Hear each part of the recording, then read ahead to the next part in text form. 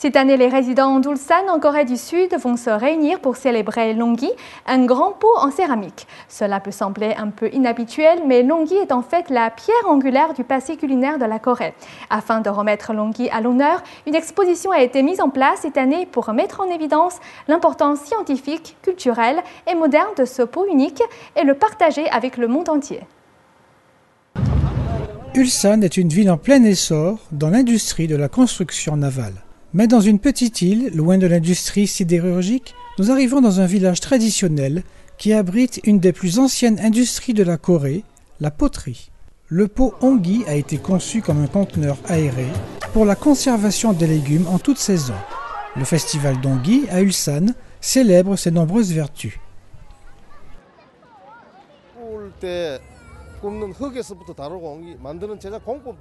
L'onggi est différent de la céramique normale. Il utilise une terre et une technique de fabrication différente. L'onggi est un pot qui respire, qui permet de laisser passer l'air. Donc, il est utilisé pour assurer la conservation des aliments fermentés.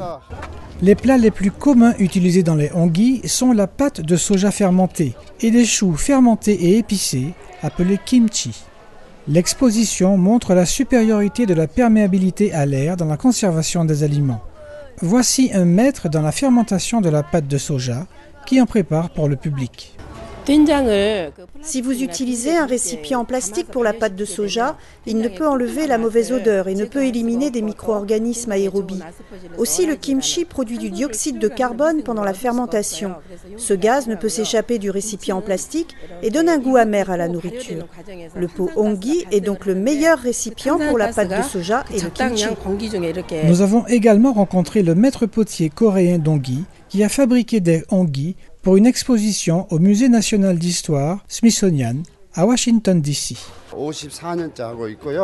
Je fabrique des onggi depuis l'âge de 16 ans et maintenant j'en ai 70. Ma famille fabrique des pots onggi depuis 7 générations. Mais même avec cette expérience, j'ai vécu des expériences douloureuses en fabriquant des pots onggi.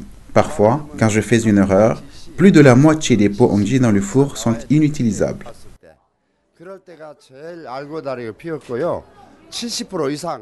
Les enseignants étrangers qui travaillent à Ulsan ont également adopté cet esprit en faisant fermenter du kimchi à utiliser dans les pots onggi. Ce fut un plaisir, je n'avais jamais fait du kimchi auparavant. Avec l'avènement de la modernisation en Corée dans les années 1990, le pot onggi a été largement remplacé par des contenants en plastique et par la réfrigération. Mais 20 ans plus tard, la tradition n'a pas complètement disparu et est de retour avec la popularité croissante de la nourriture naturelle ou slow food. L'expo onggi espère émerger telle une source de la sagesse antique pour une alimentation sûre, propre et naturelle. L'exposition annuelle est terminée, mais les fours à pots d'onggi continuent à brûler, créant encore davantage de ces pots remarquables.